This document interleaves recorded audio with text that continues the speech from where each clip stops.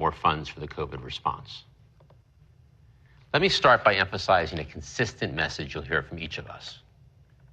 We urgently need additional funding from Congress to continue our fight against COVID. We'll start with Dr. Walensky. Dr. Walensky? Thank you, Jeff, and good afternoon, everyone. I'm delighted to be back with you this week. Let's start by walking you through the latest data. We have seen cases decrease dramatically over the past few weeks, and our national numbers remain close to historic lows, which is really encouraging. In some areas, we are now recording small increases, even as cases continue to fall in other areas. We continue to closely monitor data from all of our incoming sources, including wastewater surveillance, cases, and hospitalizations. Nationally, the current 7-day daily average of cases is about 28,600 cases per day, a decrease of about 9% over the previous week. The 7-day average of hospital admissions is about 1,900 per day, a decrease of about 23% over the previous week. And the 7-day average daily deaths are about 900 per day, which is a decrease of about 26% over the previous week. CDC has been closely tracking the BA.2 sublineage of the Omicron variant carefully. The variant has been in the United States for about the past 2 months, and it has been slowly increasing in proportion compared to BA.1. This week, we estimate that BA.2 represents about 35% of circulating variants nationally. As we're learning from our colleagues in Europe, Asia, and South Africa, where BA.2 has resulted in varied peaks of cases, there's no evidence that BA.2 variant results in more severe disease, nor does it appear to be more likely to evade our immune protection. However, it does have increased transmission in comparison to the related BA.1 Omicron variant that circulated in the US this past winter.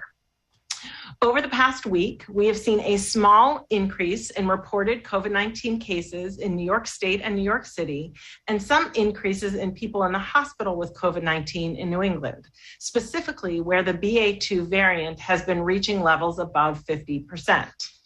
This small increase in cases in the Northeast is something that we are closely watching as we look for any indication of an increase in severe disease from COVID-19 and track whether it represents any strain on our hospitals. We have not yet seen this so far. Nationwide, cases have been steadily decreasing since the Omicron BA.1 surge. While this is good news, we do expect that cases may continue to fluctuate, including increases in individual communities, which is exactly why the COVID-19 community level metrics are in place. One way that CDC and our public health partners collaborate is by monitoring potential increases in cases and transmission is through the COVID-19 wastewater surveillance system. Currently, we're seeing a modest uptick of sites reporting an increase of virus levels in wastewater in some communities. In fact, over the past 2 weeks, we have seen increasing wastewater signals in New York City and parts of New England, where we are now seeing increases in cases and some increased hospitalizations. But I want to emphasize that these upticks reflect minor increases from very low levels to still very low levels. But sustained trends over time can give us an early indication of COVID-19 infections in communities. So these are the areas that we are watching carefully and an example of the interplay of our data systems that we use to inform our public health decisions. If cases do go up, we have the framework to implement additional layers of prevention strategies at the local level to swiftly protect individuals and communities. CDC will continue to use all of the tools in our toolbox to closely keep an eye on any increase in COVID-19 in communities, including early indicators like wastewater surveillance, any uptick in cases and hospitalizations, and any changes in our genomic surveillance that monitors for circulating variants. I'd like to emphasize that if cases rise from the Omicron variant or any other variant, we have the tools, vaccines, boosters, tests, and therapeutics to be prepared. But continued investment in these tools so that they are readily available when we need them remains critical. I know Jeff and the Secretary will talk more about the consequences of funding, but from a public health standpoint, it is critical that we continue to provide people with the tools to keep them, their families, and their communities safe. Thank you. I'll now turn it over to Dr. Fauci. Thank you very much, Dr. Walensky. What I'd like to do in the next couple of minutes is to bring you an update on COVID-19 treatments. If I have the next slide. The medical management of individuals with SARS-CoV-2 are essentially threefold. One is to control symptoms, which is usually done as an outpatient for many, in fact, the vast majority of people who are infected with SARS-CoV-2. With serious disease, there's end organ support that we've described in the past.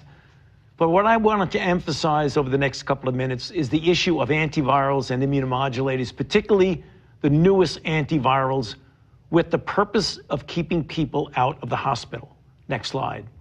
As you can see from this schematic, we now have a number of antivirals in our toolkit for non-hospitalized patients with COVID-19 during the Omicron era.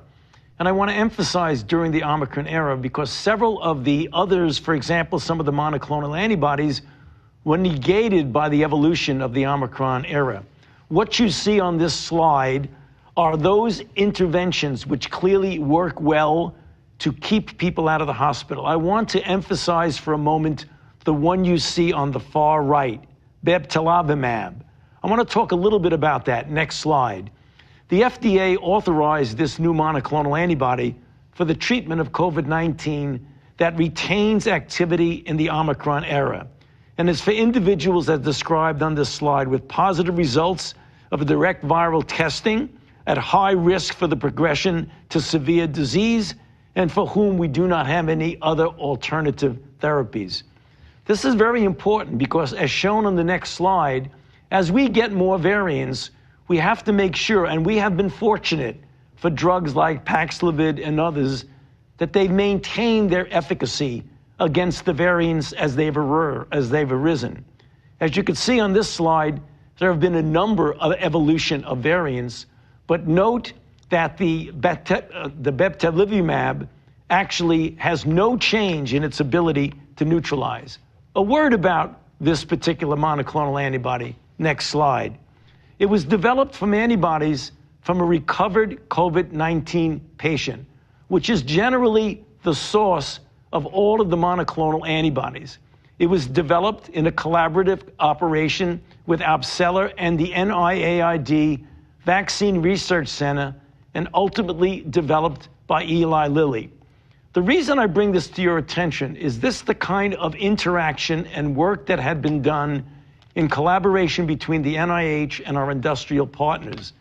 Getting back to what was said and what you will hear more of, it's important to keep up these interactions, which is the importance for continued funding.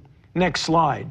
And in this regard, Secretary Becerra, who you'll hear from shortly, announced the purchase of 600,000 of these treatment courses of this new monoclonal antibody. We've subcontracted for an additional 500,000. But again, unless we get the funding requested of the Congress, we will not be able to continue to make these purchases. Next slide. I want to close by just mentioning something that will certainly come up for discussions. We continually get asked, will we all need a fourth COVID shot? Now, this is something that is obviously being pursued and examined from the standpoint of the data. Right now, a fourth shot is recommended for people with severe immunocompromised. Other nations, such as the UK, have recommended it for individuals who are elderly and also for those with immune compromise. Here in this country, we're looking at it and letting the data drive us. As you know, on April 6th, the FDA will call their VRBPAC to take a look at the long range of where we might go with new variants and where a fourth shot fits in with that. There's also the immediate situation of looking at what we might do over the next few weeks to a month. And in that regard, two companies, Moderna and Pfizer, have submitted to the FDA for an EUA for the use of a fourth shot. What we can say today is that those data have been submitted. Some are continuing to be accumulated and will be appropriately evaluated, as we usually do, with the FDA and ultimately with the CDC. And on the final slide, just another reminder, if you want to get information about the treatment guidelines, you can go to that website. It's a long website, but if you don't remember it, just put nih.gov and it would lead you to that. I'll stop there, and now back to you, Jeff. Well, thank you, doctors. Over the past 14 months, we've made tremendous progress in our fight against COVID. Nearly 220 million Americans are fully vaccinated. 2 in 3 eligible adults, including over 80% of eligible seniors, have now received a booster shot. As Dr. Fauci just said, we have highly effective treatments, free and convenient tests, and high-quality masks. Bipartisan support from Congress has been key to making this progress. But the president and the doctors have made it abundantly clear that we still have more work to do. As Dr. Walensky just explained, we're seeing BA.2 rise in Europe and in other parts of the world. And we know cases will fluctuate here at home. If we maintain our preparedness, an increase in cases does not need to be a cause for alarm like it once was. We know what tools we need to fight the virus. Unfortunately, because of congressional action, we're at risk of not having these tools readily available. This should be unacceptable to every American. For months, we've made clear to Congress on a bipartisan basis that funding for core COVID medical supplies, including vaccines, treatments, and tests, was running out. Congress has failed to act. They've failed to provide the necessary funding, and we're already seeing the consequences.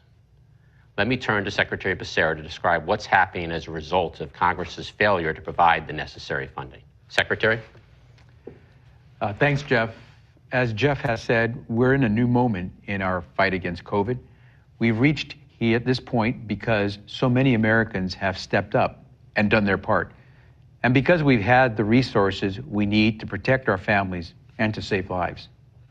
On numerous occasions, at least 6 distinct times, Congress has been there to drive resources where they've been needed. The latest critical investment came with last year's American Rescue Plan. I want to thank my former colleagues in Congress for the funding that has allowed us to execute on the president's pandemic response.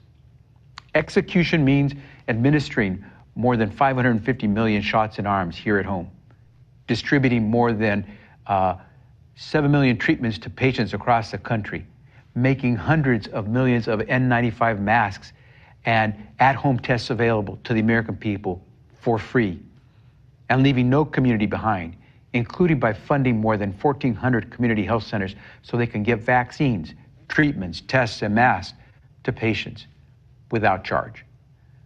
The President's COVID-19 preparedness plan builds on these efforts to help America move forward safely. But continued execution requires continued support from Congress. And at this stage, our resources are depleted. The fund Congress established to reimburse doctors and other medical providers for COVID care for Americans, in particular the uninsured, is no longer accepting new claims from providers for testing or for treatment services as of yesterday. The fund will also have to stop accepting new claims for vaccination services on or about April 5th. This means doctors, nurses, pharmacists, labs, and other healthcare providers will no longer get payments through the fund for providing these pandemic services to Americans. On monoclonal antibody treatments, we have had to cancel a purchase for additional supplies of these treatments, which had been planned for this week. Our current supply of these therapeutics is projected to start to run out by late May. One of the consequences of diminishing supply or the resources to plan ahead and invest in future needs is that on Monday, we had to cut the supply of monoclonal antibody treatments that we had distributed in the past to every state. That distribution to each state was reduced by 35%. We're also having to scale back our plans to purchase more doses of AstraZeneca's preventative therapies for Americans who are immunocompromised. This increases the risk of having an insufficient supply of this treatment by the fall of this year. The President's COVID team at the White House and HHS has briefed Congress on a number of occasions in great detail on our pandemic preparation, response, and the status of resources. We've provided information orally and in writing to members as requested. Our success in fighting COVID depends on our continued vigilance, our unwavering support for our scientists, our healthcare heroes, our essential workers, and our families navigating this COVID world. We're prepared to execute the president's plan. We look forward to working with Congress, our state and local partners, and every responsible American to come out of this pandemic in a better place. Back to you, Jeff. Thanks, Secretary. I want to outline additional impacts that will occur over the coming weeks and months if Congress does not provide the appropriate level of funding for the continued fight against COVID. Let me start with vaccinations. We have enough supply for the immunocompromised to get a fourth dose. And if authorized in the coming weeks, enough supply for fourth doses for our most vulnerable, including seniors. So we have enough inventory of vaccines to support possible fourth doses this spring. However, if the science shows that fourth doses are needed for the general population later this year, we will not have the supply necessary to ensure shots are available, free and easy to access for all Americans. Without more funding, we can't procure the necessary vaccine supply to support fourth shots for all Americans. Furthermore, if things change and there's a need for a new vaccine, a new formulation, for example, a variant-specific vaccine, we won't be able to secure doses for the American people, and we won't be able to ensure America is first in line for them. Not having enough vaccines is completely unacceptable, as vaccines have proven to be our single most important tool in protecting Americans. We should be securing additional supply right now. Many other countries are already doing so. In fact, Japan, Vietnam, the Philippines, and Hong Kong have already secured future booster doses. Beyond vaccines, without additional funding, we can't sustain the domestic testing manufacturing capacity we've built over the past year. And because it takes months to ramp back up to rebuild capacity, failure to invest now will leave us with insufficient testing capacity and supply if we see another surge in cases and demand for testing increases once again. That should not be allowed to happen. To summarize, the consequences of congressional inaction are severe and they are immediate. The uninsured fund is winding down.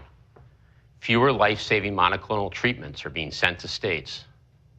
Fewer treatments available for the immunocompromised. And we risk not having sufficient vaccine supply or testing capacity. These consequences will only get more significant over time with less treatments, vaccines, and tests for the American people. Congressional inaction also hampers our global response. We all know this virus knows no borders. And leaving large unvaccinated populations worldwide will increase the risk of new deadly variants emerging that could put Americans at risk. Under President Biden's leadership, we've donated 1.2 billion vaccine doses to the world, with more than 500 million doses already delivered to 113 countries. The challenge now is turning these vaccines into vaccinations. But without more funding, we can't extend the support to under-vaccinated countries that they need this year to get shots in arms. The bottom line is we've made tremendous progress across the last 14 months in the fight against COVID. And the president has a plan to sustain and build on this progress and ensure we remain prepared in the face of this very unpredictable virus. But we need Congress to act and provide $22.5 billion in immediate emergency funding so we can execute on the plan, so we can be prepared for whatever comes next. Importantly, those who have been on the front lines, Republican and Democratic governors, hospitals across the country, teachers, and 200 leading public health experts have all called for additional funding for the COVID response.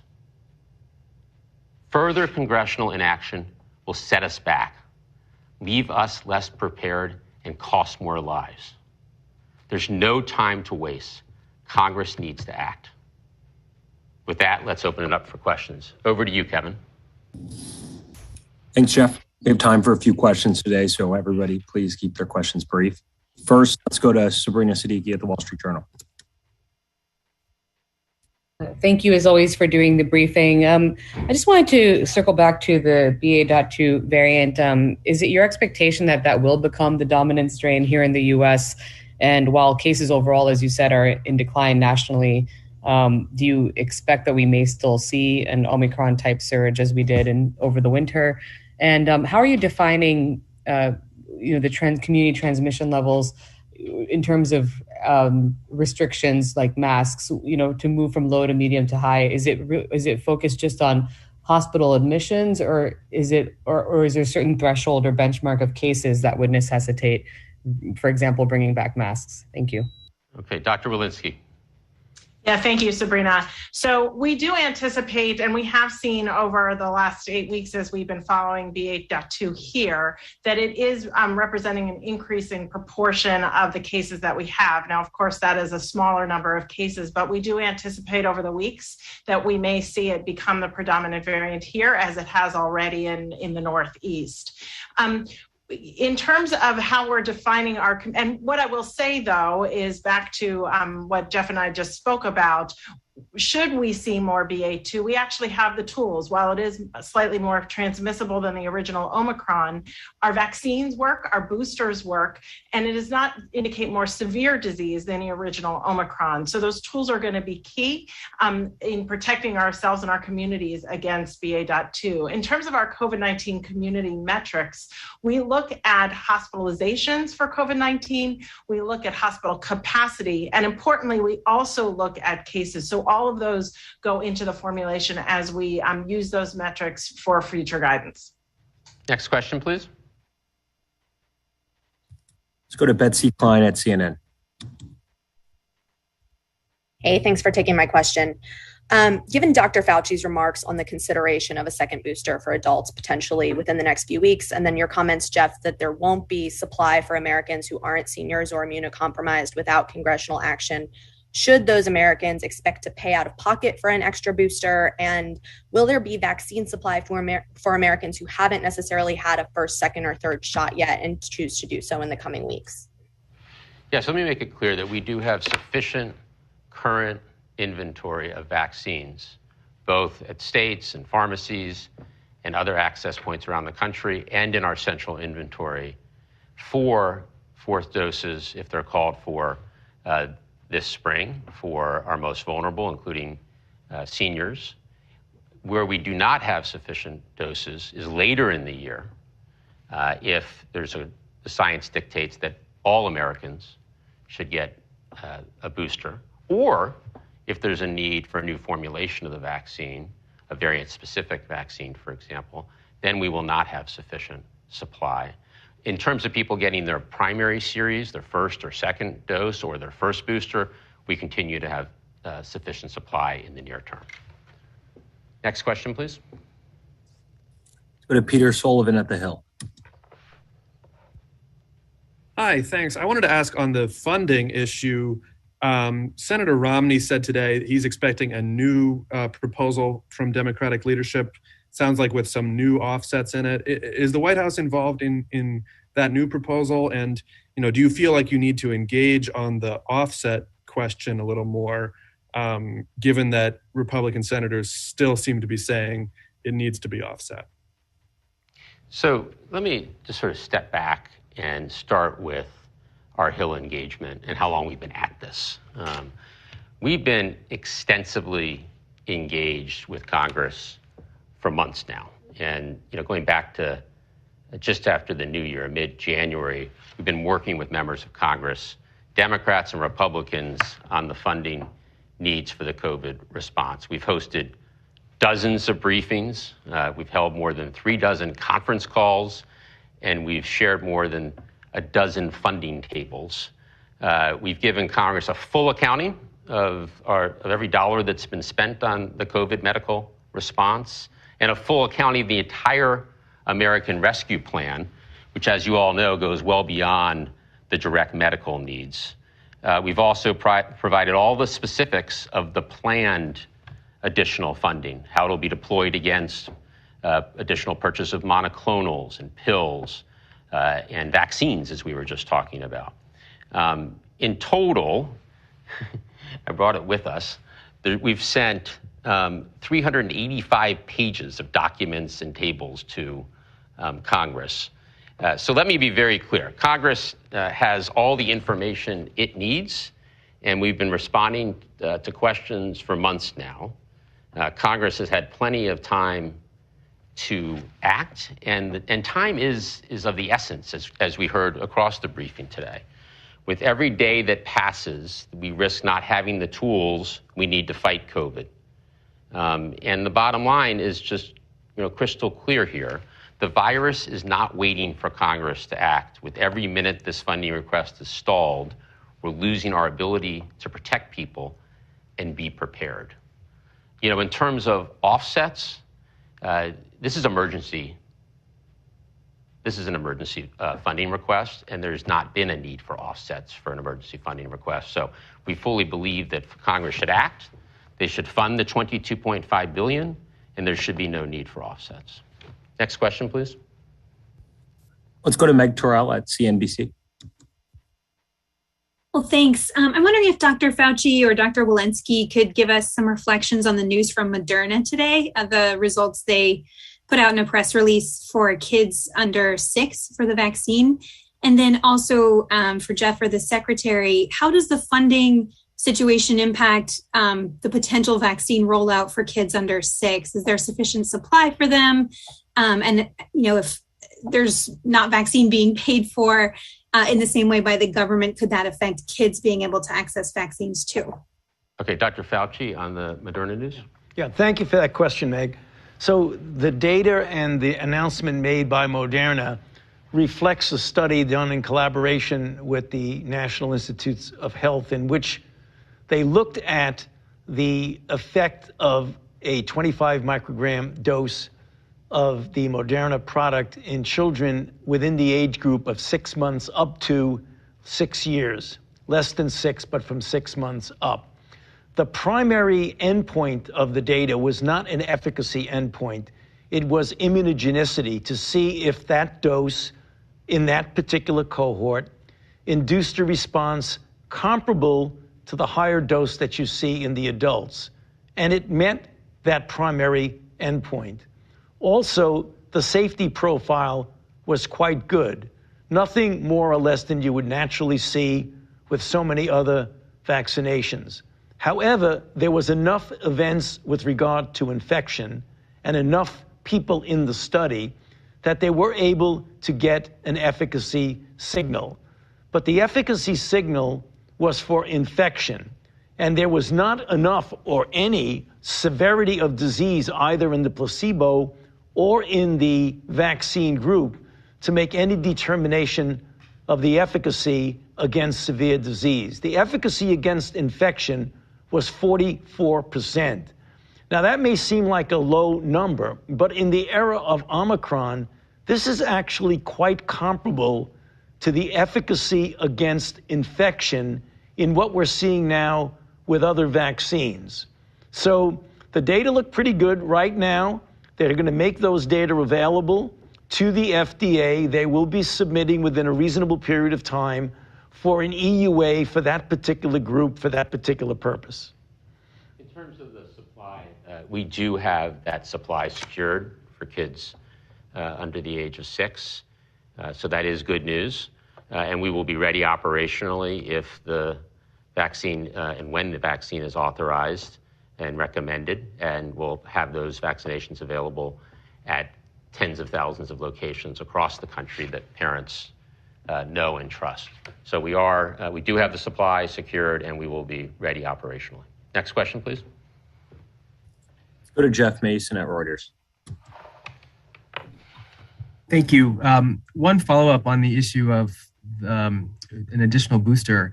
Isn't it, if I understood this correctly, isn't it possible, Dr. Fauci and Jeff, that there could be approval for everyone in the country to get a 4th booster coming up? And if that is the case, does the United States have enough vaccine for that? And I don't mean later in the fall, Jeff, but I mean like right now, if that comes through. And then one other question for Dr. Walensky, could you let us know if the CDC is planning to lift the Title 42 order for all other migrants at the border? And if so, or if not, why or why not? Thank you. Dr. Fauci. So, Jeff, when we were talking about the possibility in my brief introduction about the possibility of a fourth dose, there's the immediate issue and question, and then there's the longer range question. The longer range question, I think, is what you're referring to, is the advisability or not of a fourth dose of vaccine for the general population. As I mentioned, the FDA will have a VRBPAC meeting on the 6th of April to look at what would be needed with regard to the kind of boost that would be needed, whether it would be variant specific or ancestral strain specific, and for what population might it be needed in the longer range. And in the longer range, we're talking, for example, towards the beginning of the fall, the end of the summer. The situation right now of the data that they are looking at with regard to fourth doses from both companies, from both the companies of the mRNA, the two companies for mRNA, Moderna and Pfizer, they're going to be looking at data that have been submitted by those companies to the FDA to make a determination if there will be a subset, perhaps the elderly or others. And as I mentioned, we already know it's already recommended for those with severe immune compromise.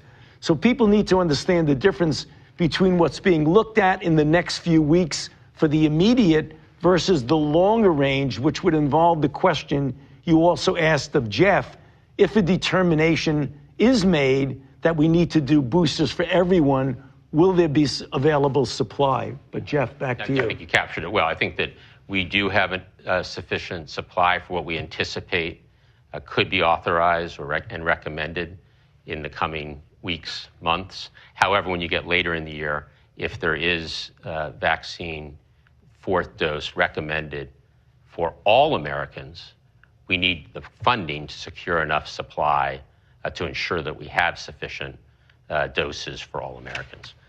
Over to you, Dr. Walensky. Yeah, thank you, Jeff. So we last reassessed Title 42 at the end of January. As you recall, that was just around or right after the peak of our Omicron surge, and we had hospital capacity challenges really across the country. That reassessment is due next week again, and we are currently reviewing the data and evaluating it right now, so more soon to come. Thanks. Next question, please. A couple more questions. Let's go to Victoria Knight at Kaiser Health News. Hey, thanks so much for taking my question. As you guys outlined today, funds are running out to reimburse providers for COVID-related treatment of the uninsured. So what if Congress doesn't act soon? What is the administration's plan for this? And does this mean uninsured people will be left with big bills for COVID care? Secretary Becerra. So we're planning to continue to provide the different services that we have put in place over the last year. We're going to continue to divert whatever resources we can to make sure we address the COVID needs of the American public. We'll continue to provide assistance in regions of the country where COVID is still hitting hard and providing medical support where we can. So we'll continue to do everything we can. We'll exhaust every dollar that we have. We'll use every dollar that we can that is flexibly available to continue to provide for the need. And we'll also begin, if Congress continues to delay any additional funding, begin a process of outlining what it would take to continue to offer to the American people those vaccines, those treatments, those therapies that they are coming to rely upon. And so whether it is moving towards allowing Americans to purchase these through other means or secure them through other means, or whether it means getting the support from Congress that allows us to continue to offer those for free, we're going to continue to do what we can to make them available so that every American can remain safe and healthy. Next question, please. Last question. Let's go to Gustavo Alegre at NTN 24. Thank you for this opportunity and for doing this. I have a couple of questions. Dr. Fauci, you mentioned the 4 vaccine shot. However, there are still many Americans who resist being vaccinated, among them millions in the Latino community. Why you think there is still this resistance among Latinos? And if I may, Secretary Becerra, could you send a clear message in Spanish, if possible, to those in this community to highlight the importance of being vaccinated? Gracias. Dr. Fauci. Well, for the first part of your question, it is interesting and noteworthy that we have tried to get the equity of availability and implementation of vaccines in minority communities, African Americans, Hispanics. We've done actually quite well in the comparable percentage of non-minorities and minorities who get vaccinated to begin with. One of the things that has not been as successful, and we're trying our very best to counter that, is that boosters are not as much being implemented among minorities, including Hispanics, compared to whites. So we've done very, very well with the equity of the original regimen. We've got to do better when it comes to boosters, and we're trying everything we can to get the message out of why it is so important, because when you look at the data of what boosters do, particularly in the era of Omicron, boosters are extremely important. So that is a deficit that we are trying to correct. Lo que es importante entender es que en donde nos encontramos hoy es muy diferente de donde nos encontrábamos hace un año o dos. El presidente Biden ha hecho posible que todos en este país, no importa su ingreso, su sitio de vivienda, su estatus, todos tenemos acceso a las vacunas, a las medicinas que se necesitan. En este momento que está mejorando la condición bajo COVID, este es el momento cuando deberíamos de hacer todo lo posible para por fin deshacernos del COVID. Este no es el tiempo de no hacer lo que se necesita. Y por eso, como dice el doctor Fauci, es importante, si uno recibió la vacuna, por favor, la dosis de refuerzo, sumamente importante para continuar teniendo esa protección que uno necesita. Cuando recibe palabra que su hijo o hija menos de 5 años de edad puede recibir la vacuna, por favor, vacunen a sus hijos. Es lo más importante que podemos hacer, porque sabemos bien, si no nos cuidamos, lo que puede suceder. Y ahora que vemos lo que puede pasar cuando tomamos responsabilidad, este es el tiempo de ganar contra COVID. Thank you, everybody, for the questions and for joining today's briefing.